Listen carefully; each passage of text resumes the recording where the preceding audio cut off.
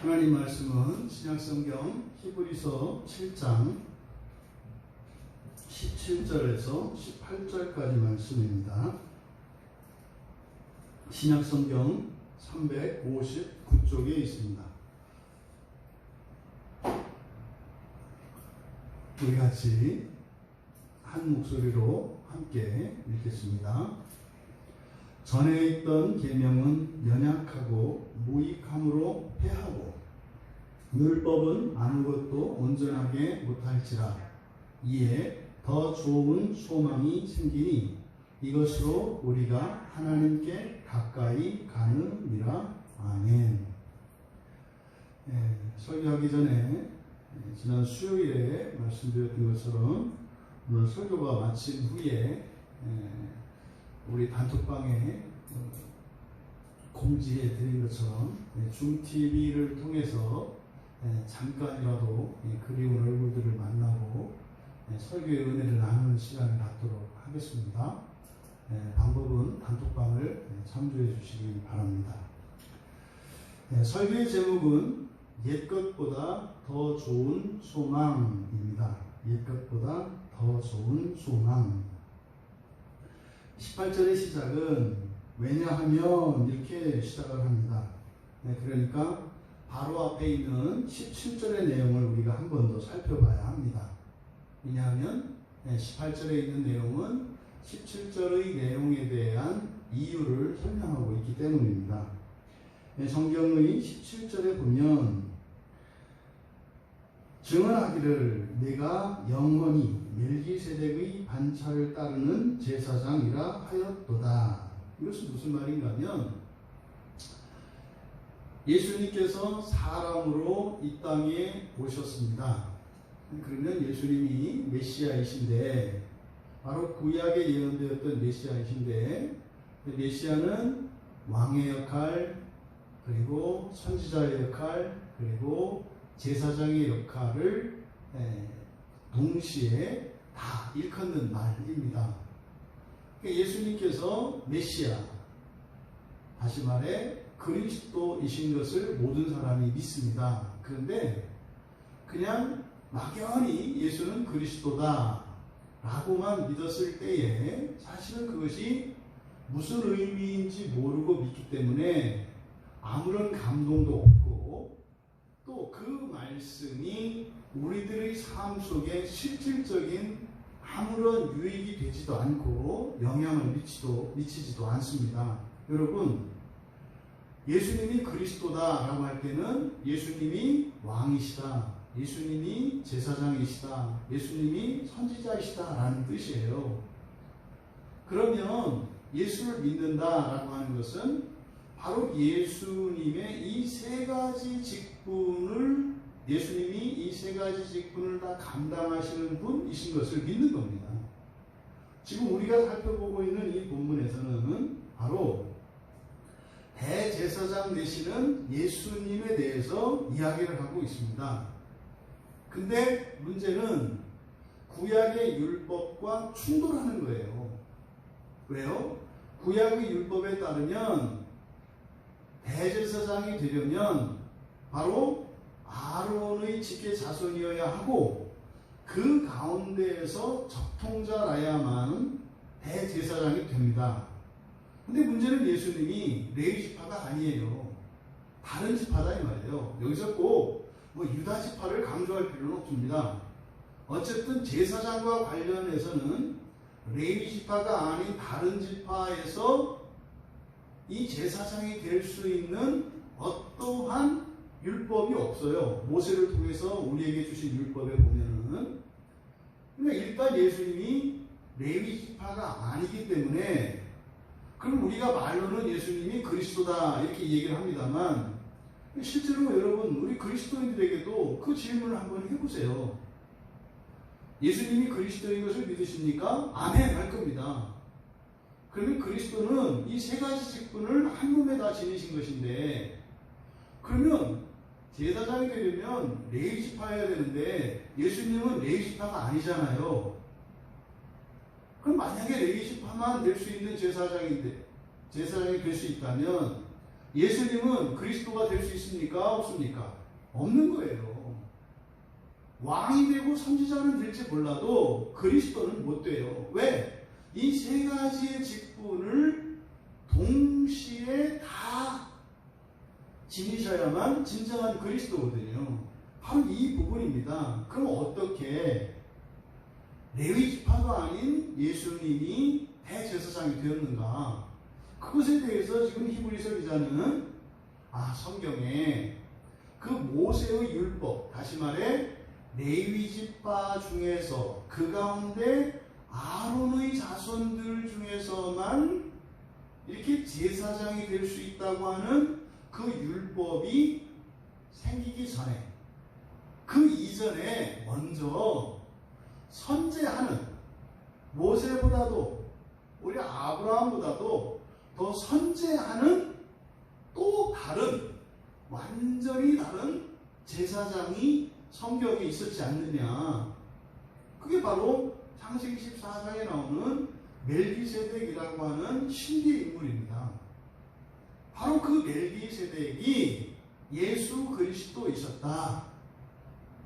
그리고 지금 너희들이 믿고 있는 그 예수 그리스도가 이미 아브라함의 시대에도 그때 당시에 아브라함에게 나타나셔서 경배를 받으시고 그 전리품의 10분의 1을 받으심으로써 바로 아브라함의 주권자가 예수 그리스도이신 것을 표현했었다. 그래서 예수님이 메시아다라고 했을 때 메시아 가운데 중요한 한 직분인 대제사장 되는 이유, 그것을 바로 17절에서 얘기를 한 거예요. 예수님은 모세의 율법에 따라 제사장이 되시는 분이 아니라 그 이전 영원에서 영원까지 하나님과 사람 사이를 중보하실 수 있는 완전하고 영원한 그리고 유일한 제사장이다 라고 17절에서 이야기를 한 겁니다.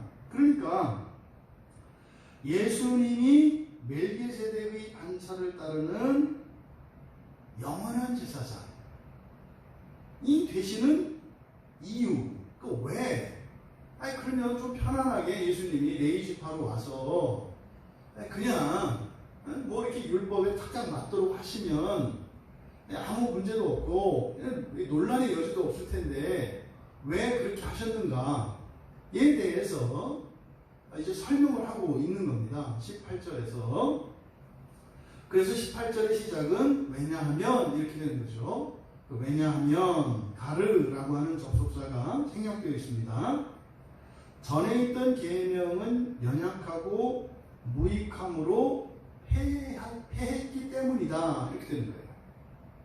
그러면 여기서 전에 있던 계명이라고 하는 것은 뭐 옛날에 있었는데 사라진 뭐 이런 의미가 아닙니다. 여기서 전에 있던 계명이라고 하는 것은 앞서 인도하는 계명 이런 의미예요. 전에 있던이라고 하는 말은 앞서서 인도하는 계명, 이 계명을 폐기하는 일이 생겨나기 때문입니다. 그럼 여러분, 여기서 말하는 앞서 인도하는 계명이라는 것은 바로 제사장에 관한 그 율법을 말하는 거예요. 그럼 그 율법이 폐기가 되는 일이 있답니다. 그러면은 그 율법이 폐기가 되면 더 이상 아론의 반차를 따르는 제사장이 없잖아요. 중단이 되잖아요. 그래서 영원히 제사장 되시는 멜기세덱의 반차를 따라 제사장이 되었다. 이거 무슨 말이에요? 하나님과 우리 사이를 영원히 중보하시기 위한 것이다. 이렇게 말씀을 하는 거죠. 여기서 조심할 것은 폐하고 라고 되어 있는 이 폐기라고 하는 이 단어의 의미를 여러분들이 생각하는 것처럼 잘못 오해하실 소지가 있습니다. 폐기, 우리가 보통 어떤 물건이나 무엇을 폐기할 때는 더 이상 쓸모가 없고, 그리고 그것이 고장이 났고, 고장이 나서 그것을 없애버리지 않습니까? 여기서 폐기하다라고 하는 의미는 완전히 망가져서 못 쓰게 되어서 버린다, 이런 의미가 아니에요. 이 폐기하다라고 하는 이 단어를 그대로 이 사전적으로 이 폐기라고 하는 단어의 의미는 자리를 빼버리는 거예요. 자리를 빼버리는 거.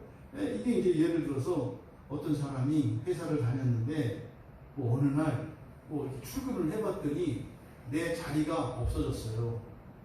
그 순간 이 사람은 그 전날까지 이 사람이 가지고 있던 그런 경험과 특별한 노하우들, 이런 지식, 그의 모든 어떤 장점, 이런 것들이 사라지는 겁니까? 네, 그게 아니잖아요. 단지 그 사람이 일할 자리만 없어지는 거죠. 여기서 이 폐기하다라고 하는 이 말이 그런 의미입니다. 계명을 완전히 갖다 묻어버리고 완전히 없애버린다는 의미가 아니라, 이제는 계명이 더 이상은 어떠한 그 기능을 더 이상 하지 않게 되었다는 것을 의미하는 게 여기서 폐하고라고 하는 말입니다.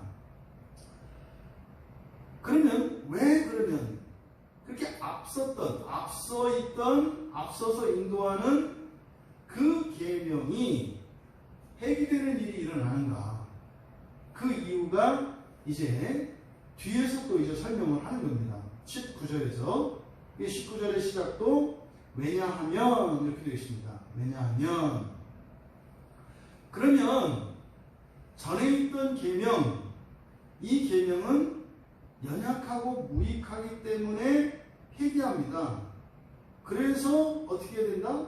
제사장도 사라지기 때문에 예수님이 멜기세덱의 반차를 따른 제사장이 되었다, 이렇게 되는 겁니다. 그 다음에 두 번째 이유가 19절의 괄호 속에 있는 거예요. 또 왜냐하면 율법은 아무것도 온전하게 하지 못하기 때문이다. 그래서 예수님이 멜기세덱의 반차를 따르는 제사장이 되셨다는 거예요. 그러니까 거기에는 온전하게 하시기 위해서 그렇게 되셨다고 하는 의미를 나타내고 있는 거죠. 여기서 이 계명이라고 하는 엔톨레라고 하는 이 계명은 목표에 이르게 하는 구체적으로 해야 할 것과 하지 말아야 할 것에 대한 명령이에요. 그러니까 목표 지점이 있는데 그 목표 지점에 가기 위해서 반드시 해야 될 것과 절대로 하면 안 되는 것들에 대한 명령, 이것이 계명, 바로 이 엔톨레라는 말이에요. 그러니까 계명을 어기면 어떻게 되겠습니까? 목표에서 벗어나는 거예요. 반드시 해야 될 것을 하지 않으면 벗어나요. 또 절대로 하지 말아야 할 것을 하게 돼도 또 벗어나요. 근데 이 계명이라고 하는 것은 그 목표 지점에 다다르게 하는 것입니다. 그런데 그 계명이 어떻다고 이야기해요? 연약하고 무익하답니다. 연약하고 무익하답니다. 그러면 여기서 연약하다라고 하는 이 말은 아스테네스라는 말이거든요. 아스테네스라고 하는 말인데, 이 아스테네스라고 하는 말은 힘을 쓰지 못하는 상태를 말해요. 그러니까 연약한이라고 하는 형용사인데, 이것은 두 가지 의미가 있습니다. 우리가 연약하다라고 하는 것은 상대적인 개념이죠. 그러니까 어떤 경우에는 절대적으로 연약할 수가 있고, 어떤 때는 상대적으로 연약할 수가 있어요. 무슨 말이냐면 그 자체적으로 완전히 부패해서 그리고 오염돼서 정상적인 기능을 발휘할 수 없을 때, 이게 연약한 상태가 돼요. 사람으로 말하자면 제가 심각한 질병에 걸렸어요. 제 몸을 이렇게 가눌 수가 없어요. 연약한 상태입니다. 그런데 그렇게 절대적으로 연약한 그런 상태만 있는 것이 아니라 또 다른 경우도 있죠. 제 능력을 벗어나는 일 앞에서는 또 연약하죠. 여기 앞에 200kg짜리 쇳덩어리가 있다 이 말이에요. 그럼 이거를 치워야 예배를 드릴 수가 있는데 200kg짜리 쇳덩어리를 제가 무슨 힘으로 그걸 들어서 치웁니까? 그러니까 이것은 상대적으로 연약한 거죠. 그래서 여기서 연약하다라고 하는 것은 절대적으로 연약한 것을 말하는 게 아니라 상대적으로 연약한 경우예요.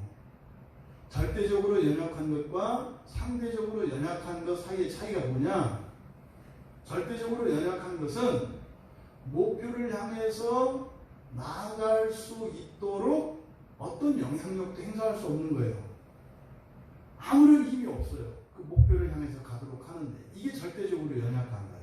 상대적으로 연약하다고 할 때는 목표를 향해서 해야 할 것과 하지 말아야 할 것을 가르쳐 줌으로써 목표를 향해서 가는데 도움은 돼요. 그런데 끝까지 가게 아니라 한계가 있다 이 말이에요.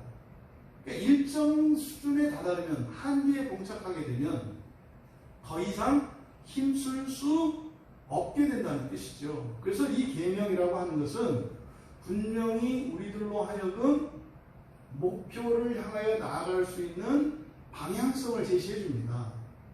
그리고 실제로 어느 정도는 유익을 줍니다. 영향력을 행사한다고요. 그런데 영원히 지속적으로 그 끝에 이를 때까지는 하는 것이 아니다.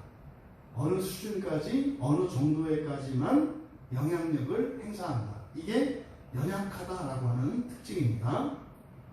두 번째로 이 계명의 특징으로 두 번째 제시되는 무익한, 이 무익한이라고 하는 이 말은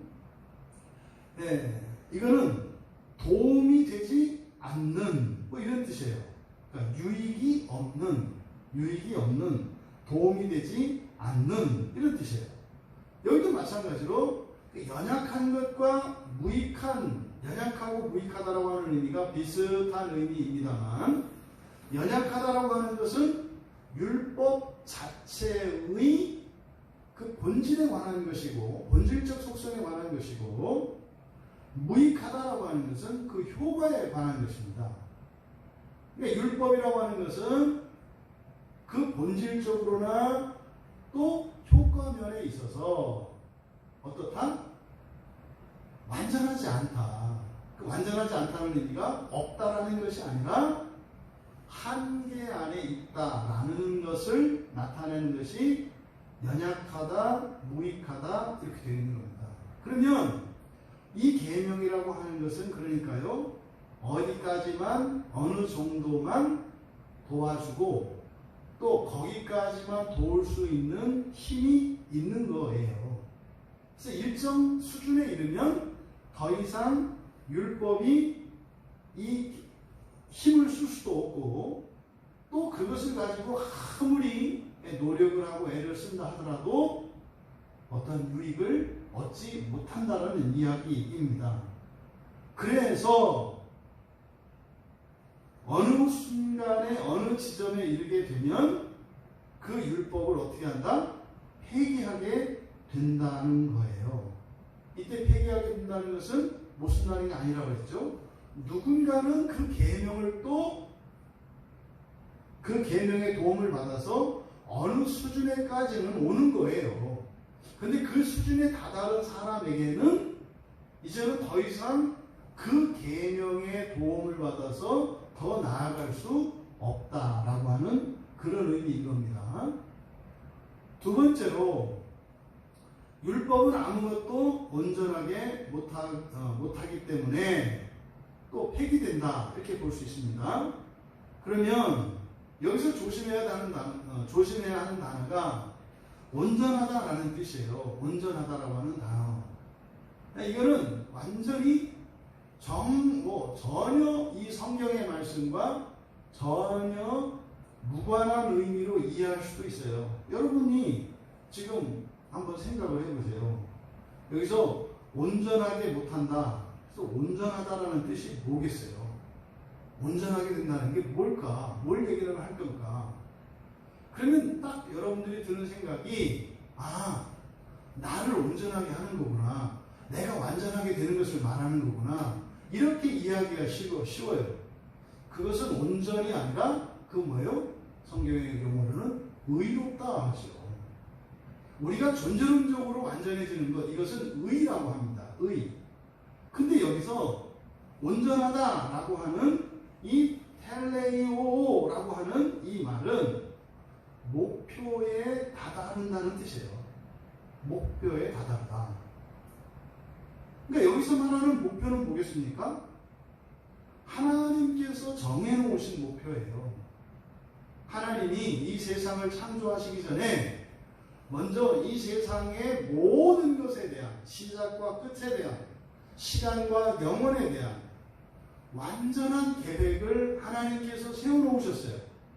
그것을 작정이라고 합니다. 근데 아직 시간 속에서는 하나님의 그 모든 계획이 완전히 다 드러나 있지 않아요. 그러면 여기서 온전하다라고 하는 것은 뭐라고요?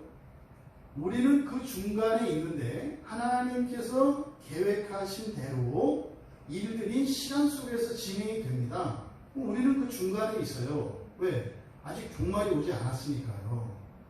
그러면 여기서 온전하게 한다라고 하는 것은 바로 하나님께서 계획해 놓으신 그 마지막, 그 최종적인 그 계획을 가리키는 말이에요. 그러니까 앞에서 계명의 속성에 대해서 연약하고 무익하다 이렇게 말한 것이나 지금 여기서 율법이 온전하게 못한다라고 이야기하는 것이나 사실은 비슷한 개념이죠. 그럼 그러니까 율법의 목적은 그러니까 무엇인지를 여기서 가르쳐 주려고 하는 거죠. 모세에게 여호와 하나님께서 율법을 주셨는데 그 율법만 잘 지키면 그 율법을 따라 그 율법에서 요구하는 완전한 사람이 되면 그러면 하나님이 세워놓으신 그 최종적인 목표에 다다르는 것은 아니다라는 거예요. 그것을 뭐라고 해요? 바울사도가 몽학선생이라고 하잖아요. 그 율법의 목적이라고 하는 것은 하나님께서 세워놓으신 그 구원이라고 하는 최종적인 형태의 그 영화의 상태, 거기에까지 이르게 하는 것은 아니다 이 말이에요. 율법이라고 하는 것은. 앞에서 로마서에서도 로마서 9장에 보면 율법이라고 하는 것은 외형적인 것만 깨끗하게 하고 또 내면의 양심은 깨끗하게 할 수 없다 이렇게 얘기한다고요. 내면에 있는 것들은 우리의 본성을 변화시키는 것인데 그것을 율법이 할 수 있는 게 아니에요. 그것은 오직 성령 하나님만이 하시는 거예요. 그래서 우리의 본성을 변화시키는 그 일이 오직 성령 하나님만의 고유한 사역이다. 이것을 성령이 내수한다 이렇게 얘기를 하는 거예요. 성령만이 그 일을 하실 수 있어요. 또 성령께서 직접 행하시는 일은 바로 우리의 본성을 변화시키시는 일이라고요. 나머지 일은요, 영적인 존재들을 다 부리셔서 시키신다고요. 성령께서 행하시는 일, 우리가 일상생활을 하면서 또 성경 속에서 경험되는 여러 가지 이적들이 있습니다. 그 일들은 행위의 주체이신 성령께서 하시는데 그 일을 직접 행하시는 것이 아니라 이 현상계 아래서 일어나는 이적적인 이런 모든 일들은 천사들을 부리셔서 하신다고요. 성령께서. 그러니까 성령 하나님이 직접 행하시는 일은 인간의 본성을 변화시키는 일이에요. 그게 마치 사람을 창조하시는 일과 같은 거죠. 이 재창조의 일이죠. 그러면 바로 이 율법의 목적은 뭐냐? 이거를 가르쳐 주는 거죠. 오해하지 말라는 거예요. 왜요? 이때 당시에 바리새인들의 경우에 율법만 지키면 된다. 이게 끝이다. 이런 생각이 있었다고요. 네, 그때 당시에 또 그 이전에 구약의 많은 유대인들이 그런 생각을 가지고 있었죠. 그러니까 이 613가지를 암송시키고 그것을 삶의 습관으로 완전히 몸에 배게 하는 것, 또 습관으로 만들어서 그렇게 율법을 지켜 행하며 살게 하는 것을 최상의 목표로 두고 살았어요. 그런데요, 지금 오늘 히브리서 기자는 뭐라고 말씀하는 겁니까? 그거는 일정 부분이다. 부분집합의 전체가 아니라, 구원의 전체가 아니라 구원의 한 과정, 어디까지 한 여정이다. 이렇게 얘기를 하는 거죠. 그러면 율법의 목적이라고 하는 것은 무엇이겠는가? 이 율법은 온전한 것이 있다는 사실이에요. 온전한 것은 목표에 다다른다는 그랬어요. 목표에 다다르는 것이라고 그랬어요. 목표에 다다를 수 있다는 것.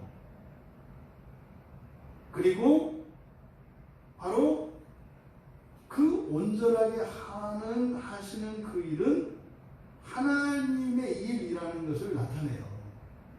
우리에게 율법을 주신 것은 우리가 해야 될 일이에요.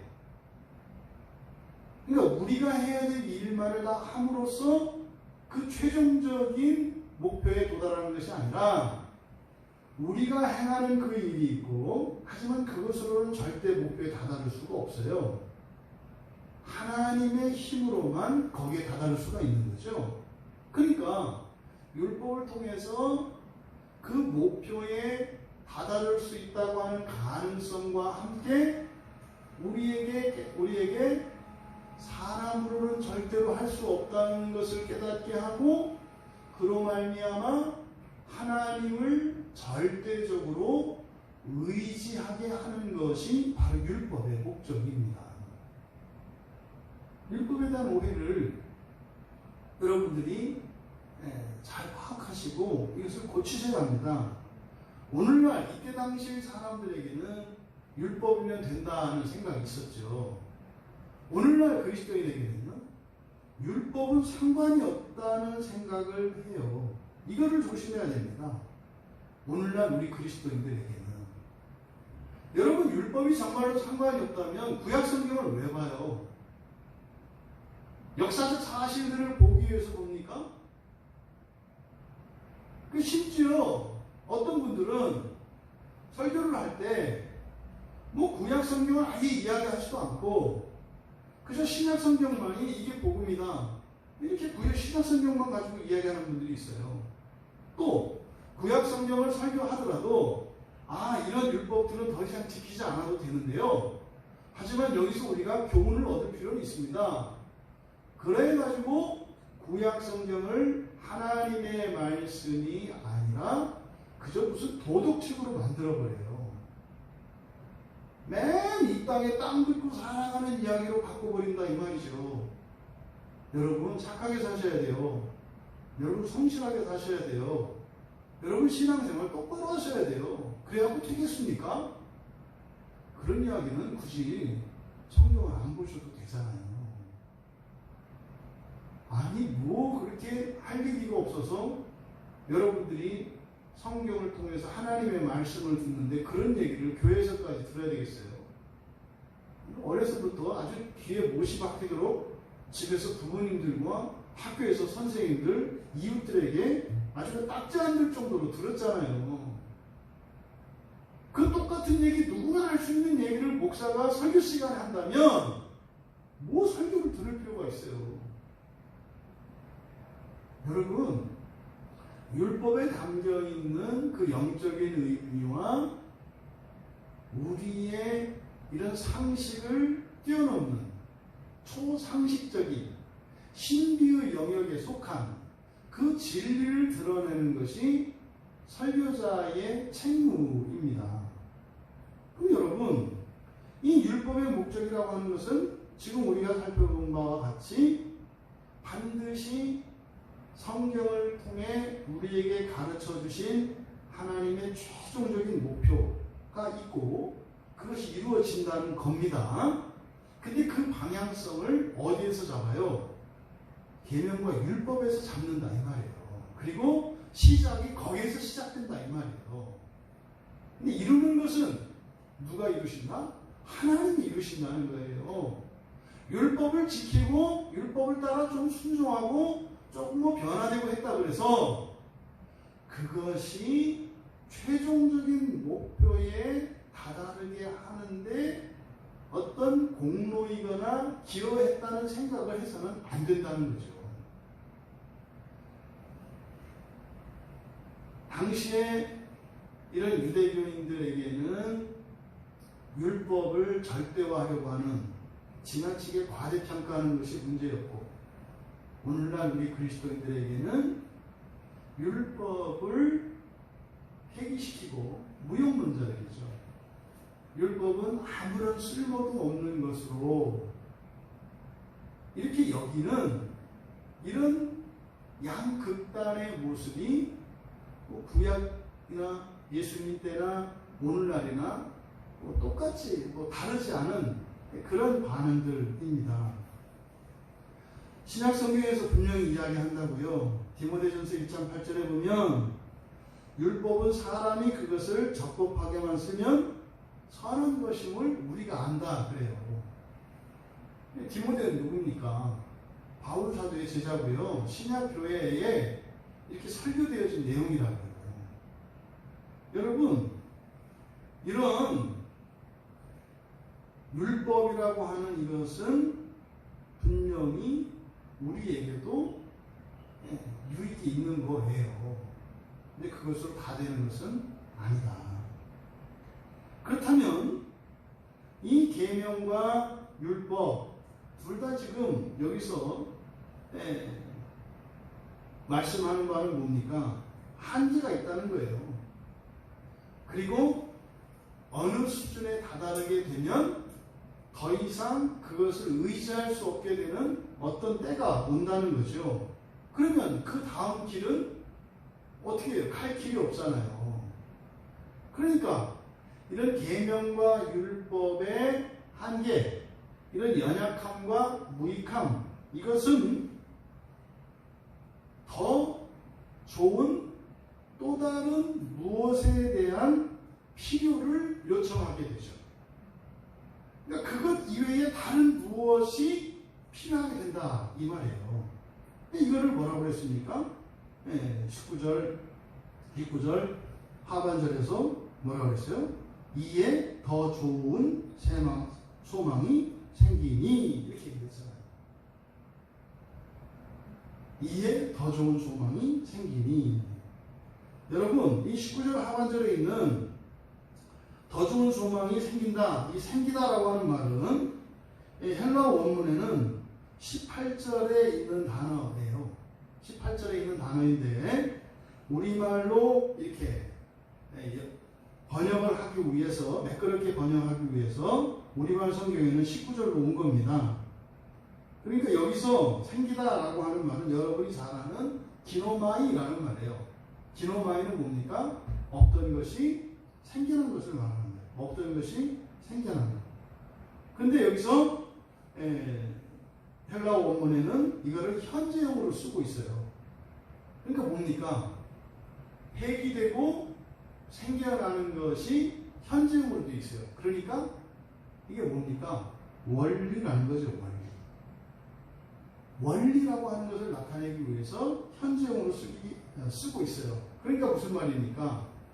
더 좋은 무엇이, 더 좋은 것이 생기기 전에 항상 그 앞에는 어떤 일이 일어난다는 거예요? 그 이전에 있던 것을 폐기하는 일이 반드시 일어나야 한다는 거예요.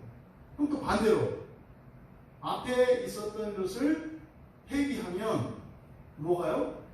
새로운 무엇이 생긴다는 의미예요. 이게 지금 구약 성경과 신약 성경입니다. 구약성경과 신약성경이 있는데 구약성경이 필요해요. 거기에 있는 율법이 필요해요. 왜요? 방향을 잡아준다니까요. 어디로 가야 하는지, 어떻게 가야 하는지 기본적인 훈련을 시켜줘요. 그런데 이제 어느 순간이 되면 하나님께서 이끌어 가실 때가 있어요. 그때는 어떻게 돼요? 정말 성령께서 성령을 통하여 주시는 하나님의 인도하심을 따라 살아가야 하는 때가 와요. 그때는요, 영적으로 하나님께서 기뻐하는 것이 무엇인지, 싫어하는 것이 무엇인지, 이렇게 글자로 사람의 가르침을 통해서가 아니라 개인적으로 여러분들이 알면서 가야 하는 때가 와요. 이게 영적인 감각입니다. 여러분들이 목사의 설교를 듣고 배우죠. 하나님의 은혜를 주시지 않습니까? 그런데요, 항상 배우는 게 아니라 목사를 통해서 성경에 있는 이런 율법과 계명들에 대한 의미와 가치들을 배워요. 그러면 그것을 가지고 여러분들이 일상생활 속에서는 성령의 인도하심을 받으면서 이런저런 시행착오를 반복하며 살아가는 거예요. 바로 이 부분을 얘기를 하는 겁니다. 그런데요, 먼저 회개하는 일이 있고 그러면은 반드시 새로 생기는 일이 있다는 거예요. 그럼 여기서 회개해야 되는 것이 뭐라고요? 앞에서 우리가 살펴본 계명 또 율법입니다. 조심할 것은 뭐라? 이것을 단지 계명은, 율법은 더 이상 쓸모없다, 이렇게 생각해서는 안 된다고 말씀을 드렸어요.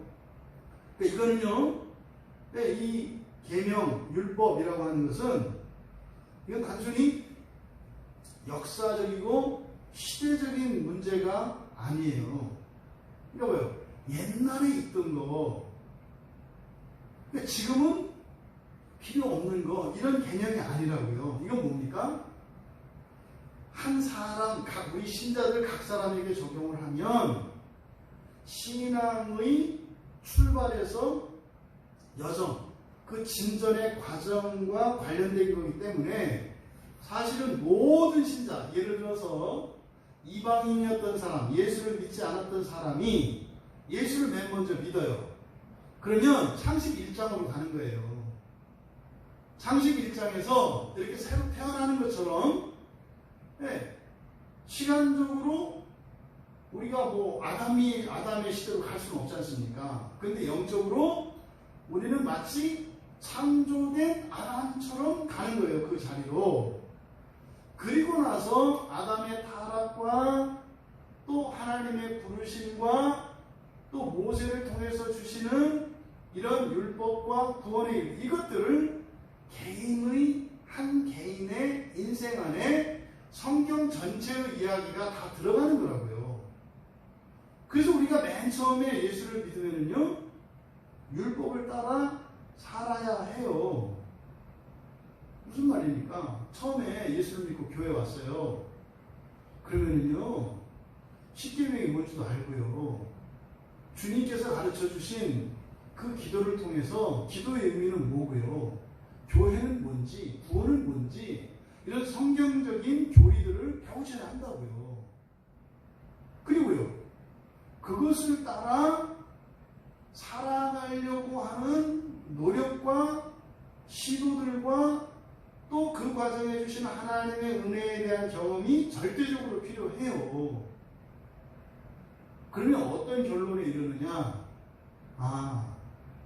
내 힘으로는 절대로 될 수가 없구나. 율법조차도 내가 내 힘으로 지킬 수 없구나. 그러려면 어떻게 해야 됩니까? 율법을 바꾸는 게 아니라, 율법은 안 바뀌잖아요. 하나님의 말씀이니까. 그러면요, 내가 바뀌어야 되잖아요. 없던 힘이 생겨야 되고요. 내 감정이 변화되어야 하고요. 없던 지식과 지혜가 생겨야 하고요. 없던 의지력이 생겨야 전에는 절대로 지킬 수 없었던 이 성경의 계명들을 지키게 될 거 아니에요. 그게 뭡니까? 그게 본성의 변화라고요. 이게 본성의 변화예요. 그러면은요, 이런저런 율법을 따라 지킬 수 없었던 율법들을 성령 하나님께서 나를 변화시켜 주시면서 내가 조금씩 그 율법을 지킬 수 있는 힘을 경험하게 되고, 또 하나님의 그 율법을 지키면서 살아가는 것이 예전에는 그저 의무로 강요되어서 하는 것이었는데 이제는 자발적이고 심지어는 기쁘고 즐겁기까지 한다고요. 이게 존재의 변화예요. 이렇게 존재의 변화가 계속 일어나다 보면은요, 어느 정도 점점 시간이 지나가고 이런 본성의 변화의 진전이 커가면 어떤 일이 생기느냐, 알아서 하는 일들이 생겨요. 이게 뭡니까? 이게 하나님의 주권과 우리의 자유의지가 하나로 연합되는 과정이에요. 율법은 하나님의 주권이 나타나 있어요. 이렇게 해라 저렇게 해라, 명령이잖아요. 그럼 처음에는요, 하나님 주권에 굴복해서 그걸 따라서 한다고 억지로 하죠. 마지못해 하죠. 네? 또 하다가 안 하다가 변덕스럽고 이러죠. 그러다가 조금 지나면 어떻게 돼요? 아이고, 그렇게 하고 싶고 그렇게 하는 게 좋고 기쁘다니까요. 심지어는 그것을 가지고 누군가가 조롱을 하고 또 그것 때문에 어떤 피해가 생겨도 손해를 감수하면서까지 하나님의 말씀을 따라 살아가게 된다니까요. 그 다음부터는요, 성경에 이렇게 해라 저렇게 해라 명하지 않은 바도 스스로 알아서 하나님의 기뻐하시는 뜻을 따라 살아가는 일들이 일어나요. 바로 이런 신앙의 진전 속에 율법이라고 하는 것은 어떻다?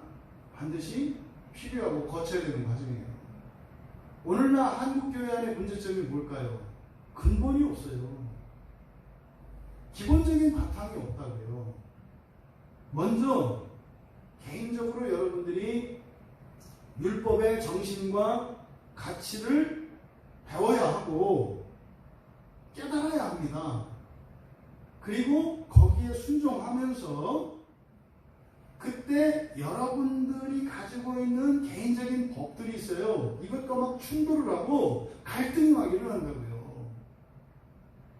그 과정에서 하나님의 법을 통해서 알게 되는 하나님의 주권 속에 담긴 참된 진리, 그게 사실은 참된 선이거든요. 그것을 따라서 우리 안에 있는 말도 안 되는 잘못된 법들, 이게 뭡니까? 나를 해치는 법들이에요. 내 인생을 망치게 하는 것들이에요.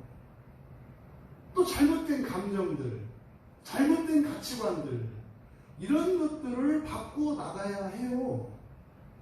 그런데 어떻게 합니까? 구약의 그 율법, 하나님의 주권이 나타나 있는 이 율법에 대한 기본적인 이해도 없고 또 그것에 대한 믿음도 없고 순종도 없어요. 그럼 뭡니까? 세상의 법과 가치관을 가지고 있어요. 그런 사람이 신약 성경 앞에 딱 섰을 때 그럼 괴물이 되는 거예요. 그리스도인도 아니고 세상에 속한 자도 아니고 이상한 괴물이에요. 이상한 괴물. 지금 우리들이 한국 교회의 역사에서 아주 기가 막힌 변곡점을 지나가고 있습니다. 여러 가지 원인이 있겠습니다만 교회 안에서 잘못 가르쳤기 때문이에요. 목회자들 자신부터 하나님의 주권을 인정하지 않는데 그런 목회자들에게 목양을 받았던 성도들은 뭐 말할 거 있겠습니까? 여러분, 우리가 성경 하는데 그때 성경은 66권의 모든 성경을 말하는 거예요. 때를 따라 어떤 사람은 구약 성경을 따라서 살고 어떤 사람은 신약 성경을 따라 살고 이것이 아니라 모두 다예요. 모두 다. 그렇다면 그러함에도 이 율법이라고 하는 것은 그런 유익이 있고 반드시 거쳐야 되는 과정임에도 불구하고 그것은 한계가 있다. 어떤 수준에 봉착하게 되면 이제는 그 이상의 것, 율법 이상의 무엇을 필요로 하게 된다. 그래서 뭡니까? 교체하게 되는 거죠. 교체하게 되는 거예요. 그러면 이때 교체하게 되는 이게 뭡니까? 새로 생긴다 그랬잖아요. 새로 생기는 게 뭐예요? 더 좋은 소망 이렇게 돼 있어요. 더 좋은 소망. 그러니까 이전에 있었던 그 율법을 향해서 일정 부분까지 가요. 일정 수준에까지 가요. 그리고 일정 수준에 다다르게 되면 교체해야 된다 이 말이에요. 그게 뭐다? 더 좋은 소망. 여기서 더 좋은 소망 그랬는데 더 좋은이라고 하는 말은 크레이톤이라고 되어 있습니다. 크레이톤이라고 하는 말은 이거는 크라토스의 비교급 형용사예요. 보통 성경에 좋다라고 할 때 칼로스라는 말이 있어요. 구약 성경의 토부죠. 근데 여기서 더 좋은이라고 번역된 그 말은 그게 아니에요. 좋다라는 말은 그런 게 아니라 이 크라토스라고 하는 말은 뭐냐면 파워, 힘이에요. 힘이 있는 이런 뜻이거든요. 그러니까 더 힘 있는, 그러니까 여기서 더 좋은이라는 말은 좀 정확하지가 않고 여기서 더 좋은이라기보다는 더 우수한, 더 뛰어난 이렇게 번역을 하는 것이 맞아요. 왜요? 계명과 소망을 비교하는 거죠. 계명은요? 그러니까 무슨 말이에요? 더 좋은 게 소망이라고 했잖아요. 그 계명도 좋아요, 안 좋아요? 좋아요. 여기서 좋다는 말은 힘이 있다는 말이에요. 그러니까 그 구원, 목표를 향해서 가는데 좋은 거예요, 계명도. 그래서 여기에 더 좋다고 했다 이 말이에요, 소망이. 그러면 계명은 좋은 것이에요. 하지만 어디까지예요? 그러면 그 이상은 무엇으로 가야 한다? 소망으로 만다는 거예요. 소망으로. 더 뛰어난 것은, 더 강력한 것은 소망이다 이거죠. 소망이 뭡니까? 이미 여러분들이 다 알고 있어요. 우리 교회 교인들은 소망에 대한 성경적 개념을 정확하게 다 알고 있죠. 뭐예요?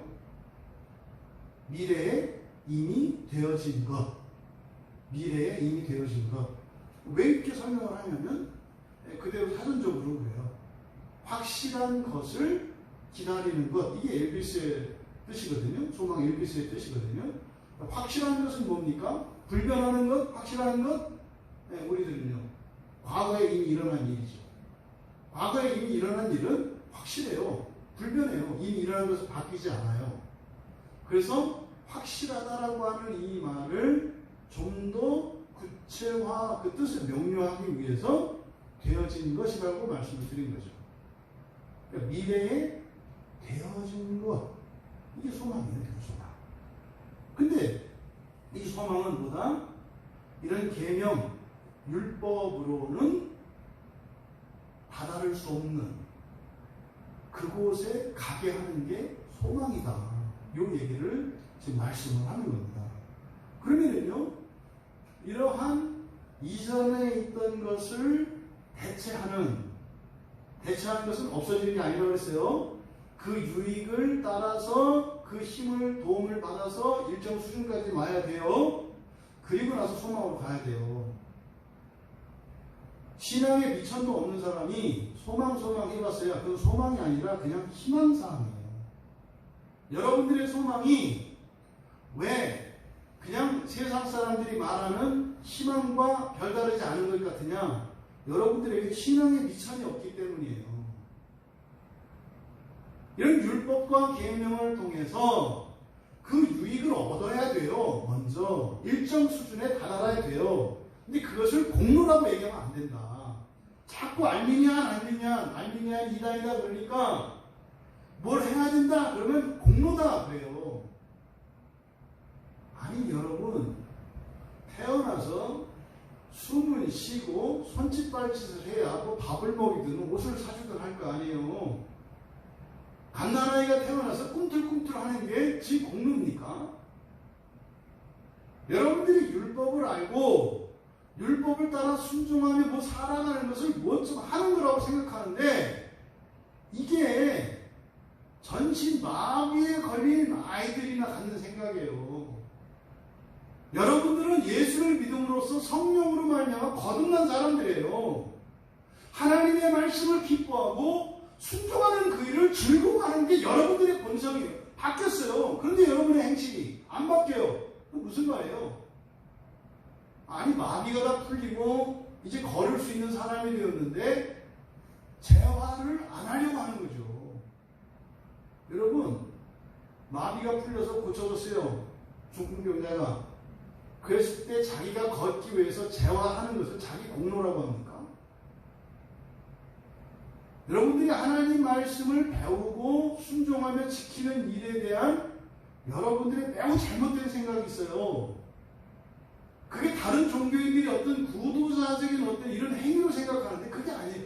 여러분들은 달라요, 그 사람들과. 왜요? 이미 하나님께서 먼저 여러분들로 하여금 하나님의 말씀을 기뻐하고 배울 수 있고 믿으며 순종하며 갈 수 있도록 해주신 거예요. 근데 여러분 안에 죄가 아니야 거짓말이야, 너나 예수 믿지 않는 사람이나 뭐가 달라, 사람은 다 똑같이, 너 아니야, 달라 자꾸 이 죄의 속삭임에 귀를 기울이고 그것을 따라가는 거잖아요. 여러분, 원리적으로 여러분들이 성경을 읽고 기도하고 찬양하고 설교를 듣는 일이 그렇게 기쁘지 않다면 여러분 굉장히 바보 같은 인생을 살고 계시다는 것을 아셔야 돼요. 그를 기뻐해라, 즐거워해라, 이게 아니에요. 그게 부당한 것이다라는 걸 알아야 한다 이 말이에요. 내가 왜 성경 보는 일이 기쁘지 않지? 아니, 누구나 다 그렇지. 그 부당한 거다 이 말이에요. 그게 악이에요, 악. 얼마나 많은 그리스도인들이 성경을 보지 않고 기도하지 않고 설교 듣지 않는 것을 정상이라고 이야기하지 않습니까? 이건 완전히 만연한 악이죠. 그러니 이 나라 이 시대가 이 모양 이 꼴이 되는 거 아닙니까? 하나님께 고침을 받아서 구원받은 사람들이 두 다리로 일어나서 걷고, 예? 입을 열어서 말을 하고, 귀를 열어서 잘 듣고, 진실과 거짓을 분별하여 말해야 하잖아요. 근데 언제 그렇게까지 그렇게 죽은 자와 같이, 귀먹은 자와 같이, 벙어리와 같이, 소경된 자와 같이 그리스도인이 이 세상을 살아가고 있다면 이 시대에 이 나라 이 민족에 무슨 소망이 있겠어요? 여러분들의 이런 영적인 게으름, 이런 신앙적인 태만 부당한 거예요, 여러분.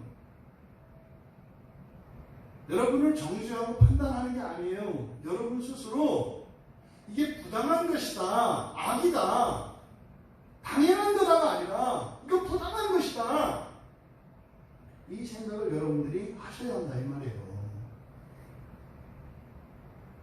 그리고 나서야 이 소망이 뭔지를 알게 되고, 진짜 소망이라는 것은 그냥 우리가 가지는 막연한 기대, 막연한 바람이 아니라 하나님께서 이미 이루어 놓으신 것들로, 내가 그 나를 위해서 하나님이 예배해 놓으신 그 소망의 보물들을 찾아서 기뻐하고 유익을 누리며 살아가는 게 인생이구나, 이것을 깨닫게 된다고요.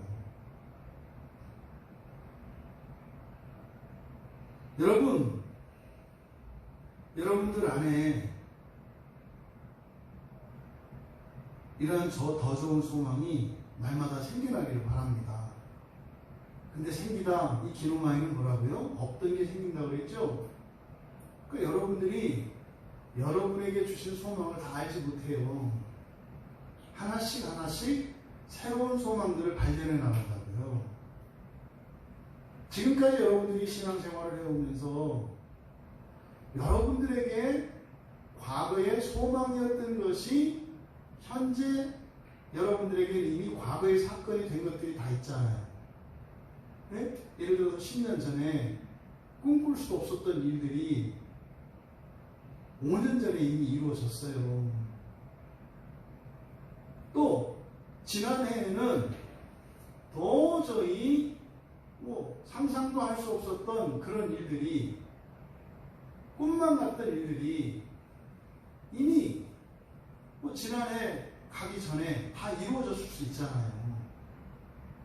이런 경험들이 여러분들에게 있어야 해요. 그랬더니 또 그냥 또 기도하라는 얘기 해주시옵소서. 아니요, 그 얘기가 아니라 뭐라고요? 이전에 있는 그 앞에 있는 율법과 계명에 대한 기본적인 이해와 또 그 영적인 가치, 그것을 추구하려고 하는 의지적인 실천과 노력, 그때 부어지는 하나님의 은혜에 대한 경험이 있어야 한다는 거예요. 그러면 우리가 이야기하는 것처럼 소망이라는 게 진짜 아직 이루어지지 않았지만 이미 이루어진 거구나. 나는 그걸 기다리면서 살면 되는 거구나. 현재 상황이 너무나 어렵고 힘들어도 막 절망하고 슬퍼하는 게 아니라 인내하고 견디면 되는 거구나. 여러분 지금 예배를 드려야 되니 말아야 되니 난리를 칩니다. 여러분 소망은 뭐겠어요? 거룩한 신자들이 거룩한 예배를 마음껏 드릴 수 있게 돼요. 이게 소망이에요. 우리가 이루는 일이 아니에요. 그것을 위해서 잠깐 이런 환난이 우리에게 온 거죠. 이런 환난의 원인이 뭐예요? 내면적으로는 우리 그리스도인들 개인과 교회 안에 회개하지 않은 너무나 오랫동안 만연한 죄악들이고요. 또 환경적으로, 물리적으로는요, 코로나 때문이고요. 그 코로나를 이용해서 이상한 일들을 일으키려고 하는 악한 세력들, 이게 외부적인 원인이죠. 결과는요, 소망이 있어요, 여러분. 이것을 놓치지 마세요. 소망은 안 바뀌는 거예요. 다만 그것이 언제 이른지, 그 하나님의 때, 그것은 여러분들이 하기에 따라서 앞당겨질 수도 있고 늦춰질 수도 있다는 사실이에요. 그렇다면 폐기된 옛 계명을 대체하는 바로 더 강력한, 더 뛰어난 이 소망으로 어떤 일이 일어나는가? 뭐라고 그랬습니까? 하나님께 가까이 가느니라. 그렇잖아요. 율법과 계명으로는 어느 정도까지만 갈 수 있다. 더 이상 갈 수 없다. 그러니까 그 뒤는 무엇으로 간다? 소망으로 간다. 소망으로. 그럼 여기서 가까워지다라고 하는 앵기조라는 말이거든요. 앵기조. 또 그러네요. 애들이 덤비고 그럴 때, 이렇게 달려들 때 뭐라 그래요? 앵긴다. 이게 헬라어인가요? 오늘 알았네요. 앵기죠. 애들이 이 껌딱지인 애들이 자꾸 엄마만 보면 어떻게 해요? 앵기죠. 앵긴다는 게 가까워진다는 뜻이에요. 그러면 이 가까워진다고 하는 이 의미는 뭘 말할까? 세 가지로 나눠서 생각을 해야 됩니다. 첫째로는 가장 기본적으로 공간적으로 가까워지는 거예요. 그러니까 지금 여러분들과 저 사이에 거리가 있잖아요. 그럼 여러분 이제 주일날은 우리가 만날 거 아니에요. 그럼 그때는요, 거리가 가까워지는 거잖아요. 근데 그것뿐만이 아니죠. 항상 거리는, 이 공간은 시간과 함께 있습니다. 그러니까 공간적으로 이런 장소가 가까워지는 것이고, 두 번째로는 그것과 함께 시간도 가까워지는 거예요. 시간도. 그러니까 현재와 과거 속에서 살았던 사람이 어느 한순간에 만나잖아요. 만났을 때 두 가지 변화가 일어나는 거예요. 시간적으로 함께, 공간적으로 함께. 그래서 가까워진다고 할 때는 시간과 공간, 이 두 가지가 동시에 가까워지는 일이다. 또 하나는 뭐겠어요? 문제는 하나님께 가까워진다고 할 때 하나님이 계신 공간과 우리가 있는 공간, 하나님이 계시는 곳의 시간과 이곳의 시간이 달라요. 하나님이 계신 곳의 시간은 과거, 현재, 미래가 없어요. 과거, 현재, 미래가 동시에요. 근데 우리가 사는 이 시대에는 시간이 직선적으로 흘러요. 과거, 현재, 미래로. 시간이 달라요. 또 공간도 달라요. 이 세상의 공간은요, 다 이 땅 위에 있습니다. 땅 위에 하늘 아래 있죠. 이 세상에 있는 공간은. 뭐 우주정거장이나 이런 것들이 하늘에 떠 있다고 합니다만 그것도 어차피 땅에서 끌어다니는 인력과 관계되어 있어요. 다 땅과 관계되어 있죠. 이 세상의 모든 초소는. 근데 하나님이 계신 장소, 하나님이 계신 초소는 저 하늘입니다. 여러분, 육지에 사는 동물들과 생물들, 그리고 물속에서 사는 동물과 생물들이 있어요. 이 양자가 같은 곳에서 같은 시간에 살아가려면 어떻게 해야 되겠어요? 둘 중에 하나가 바뀌어야 돼요. 육지의 생물들이 물속에서 살 수 있는 수생생물로 수생생물의 조건으로 바뀌든지, 수생생물들이 육지에서 생활할 수 있는 조건으로 바뀌든지. 그러면 이 땅을 살고 있는 우리가 하나님과 시간과 공간을 함께 한다면, 왜? 점점 가까워지니까. 그러니까 앞에서 얘기했던 하나님의 최종적인 목표는 뭡니까? 하나님과 우리의 연합이에요. 그러니까 하나님과 우리의 연합은요, 시간과 공간을 동시에 점유하는 겁니다. 그러려면 우리에게 어떤 일이 일어나야 돼요? 본성의 변화가 일어나야 한다고요. 그래서 하나님과 가까워진다 할 때 이 세 번째의 개념은 뭐예요? 우리의 본성의 변화예요. 이걸 뭐라고 합니까? 점점 하나님을 닮아간다. 예수님을 닮아간다. 이렇게 얘기를 하는 거죠. 그렇다면 구체적으로 어떻게 그러면 그 소망으로 하나님께 가까이 갈 수 있다. 이 소망은 더 강력한 것이다. 더 뛰어난 것이다. 이렇게 말씀을 했는데, 그러면 그 소망을 가지고 어떻게 살아야 하는가? 이제 성경 안에서 우리가 답을 찾을 수 있죠. 먼저 여러분들이 기억하셔야 합니다. 이 복음의 소망은 반드시 성취된다고 하는 것을 여러분들이 믿으셔야 돼요. 복음의 소망, 복음의 핵심은 뭡니까? 하나님이 세워놓으신 최종적인 목표예요. 이게 복음의 핵심이에요. 하나님이 이런저런 계명, 이런저런 과정을 통해서 최종적으로 완성시키시는 그 최종적인 목표.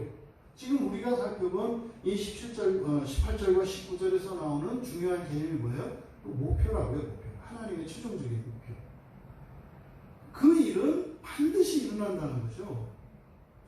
골로새서 1장 23절에 보면, 만일 너희가 믿음에 거하고 터 위에 굳게 서서 너희 들은 바 복음의 소망에서 흔들리지 아니하면 그리하리라. 반드시 성취된다는 거예요. 그래서 바울이 이 복음의 일꾼이 되었다고 해요. 이 복음의 소망이 반드시 성취될 것이기 때문에 벼슬, 명예, 재산, 심지어는 바울은 가정까지도 포기해버렸죠. 모든 걸, 개인적인 어떤 세상적인 즐거움, 모든 걸 다 포기해버렸어요. 왜요? 이 복음의 소망이 반드시 성취되기 때문에. 이것을 여러분들이 먼저 기억하셔야 합니다. 두 번째로, 이러한 이 복음의 소망, 이것이 어떻게 해요? 사실은 믿음으로, 골로새서 1장 24절에서 읽은 것처럼 너희가 믿음에 거하고 터 위에 굳게 서서 이렇게 얘기해보세요. 또 데살로니가전서 5장 8절에 보면 우리는 낮에 속하였으니 정신을 차리고 믿음과 사랑에 오신경을 붙이고 구원의 소망에 투구를 쓰자. 이렇게 되어 있어요. 그러니까 믿음과 사랑에 오신경을 붙이고 구원의 소망에 투구를 쓰자. 이게 같이 갑니다. 믿음과 사랑과 소망이 함께 가요. 뭐 너무나 잘 아시는 여러분들이 다 알고 계시는 거라서 믿음, 소망, 사랑 이것이 항상 있을 것이다. 그래서 이 소망은 항상 믿음과 함께 가요. 근데 그 믿음이 어디서 납니까? 그리스도를 말미암아서 믿음이 나죠. 그래서 베드로전서 2장 21절에 보면 너희는 그를 죽은 자 가운데 살리시고 영광을 주신 하나님을 그리스도로 말미암아 믿는 자다 이렇게 얘기해요. 영광을 주신 하나님. 그 하나님을 여러분들이 믿는 것은 그리스도로 말미암는다 이렇게 얘기해요. 그리스도로 말미암아 믿는다 이게 무슨 말입니까? 하나님을 어떻게 그리스도로 말미암아서 믿어요? 하나님이 여러분을 믿는다고 그리스도를 통해서 당신을 우리에게 나타내셨기 때문에 믿을 수 있다 이 말이에요. 하나님이신데도 사람이 되셔서 이 땅에 오셨고 하나님이신데도 율법을 만드신 하나님이신데도 율법에 순종하셨고 심지어 죄가 없으신 하나님이신데도 죄인들이 죽어야 하는 그 죄인의 죽음을 대신 죽으셨고 뭐예요? 우리를 위해서 대신 하신 거 아니에요. 이유는 뭐예요? 여러분들이 그 목표에 이르게 될 것이라고 하는 하나님의 믿음의 표시예요. 너희들 나와 같이 시간과 공간과 그리고 이런 본질적으로 나와 같이 연합될 거야. 함께 있을 걸 믿어. 그래서 나는 다 걸었어. 이게 그리스도로 말미암아 하나님을 믿는다는 의미예요. 그러니까 여러분들이 예수를 믿으면 그러니까 예수님이 역사적으로 이 세상에 오셨고 그분이 하나님이었다는 것을 믿으면 여러분이 어떻게 돼요? 하나님을 믿게 되는 거죠. 그래서 예수 그리스도의 모든 것에 대한 의심을 가지면 하나님을 믿지 못하는 게 돼요. 그리스도로 말미암아 믿는 믿음, 이것이 소망을 따라 살아가게 합니다. 그러면 어떻게 또 우리가 그 믿음을 받게 되고 믿음을 누리게 되는가? 사실은요, 그것은 성령 안에서 가능한 것입니다. 성령 안에서. 그래서 갈라디아서 5장 5절에 우리가 성령으로 믿음을 따라 의의 소망을 기다린다 그래요. 이때 의로라고 번역한 것은 N이거든요. N. N은 뭐뭐 안에라는 뜻이고 또 뭐뭐으로라고 번역을 하기도 하고 뭐뭐 안에라고도 번역을 해요. 여기서는 성령으로라기보다는 성령 안에서 바로 믿음을 따라 살아가요. 성령 하나님은 무소부재하십니다. 우리의 마음속에 우리의 내면에도 충만하세요. 근데요 우리의 이 세상 모든 것에서 충만해요. 그러니까 믿음의 시작도 하나님이고 그 믿음을 지키며 살아가게 하는 것도 하나님이에요. 그러니까 성령 안에서만 믿음을 지키며 따라갈 수가 있는 거예요. 어떻게? 바로 완전하게 되는 소망, 의의 소망이라고 얘기해요. 갈라디아서 5장 5절에서. 그 완전하게 되는 소망을 기다리며 믿음을 가지고 살아갈 수 있다. 성령 안에서. 여러분, 오늘 말씀에서 주신 옛것보다 더 좋은 소망, 다시 말해서 옛것은 좋고 소망은 더 좋은 것인데 여러분들이 더 좋은 소망을 따라 하나님께서 여러분 한 분 한 분을 위하여 세워놓으신 최종적인 목표에 이르기까지 성령 안에서 믿음을 지키며 그렇게 믿음을 따라 살아가는 우리들이 사랑함으로 교회를 이루며 거룩한 인생을 승리하시는 우리 모두 되시기를 주님의 이름으로 축원합니다. 우리 같이 말씀을 생각하며 잠시 기도하겠습니다. 하나님, 정말 나의 목표가 하나님께서 세워놓으신 그 최종적인 목표와 일치합니까? 아니면 현재 율법과 계명을 통해서 우리에게 가르쳐준 바 중간에 그 어떤 지점을 목표로 하고 살아가는 것은 아닙니까? 사실 중간 지점은 땅에 성을 쌓는 일이고, 소망을 따라가는 것은 저 하늘나라에 있는 여러분의 거처를 위하여 살아가는 것입니다. 오늘 우리가 우리의 신앙을 생각하며 또 이 율법과 계명의 문제, 그리고 소망에 대한 이런 가르침들을 통해서 우리의 인생 안에, 우리의 신앙 안에 비어있는 부분이 어디인지, 또 바꾸고 고쳐야 하는 것은 무엇인지, 또 보완해야 될 것은 무엇인지 여러분들이 생각하시면 하나님의 은혜를 구하시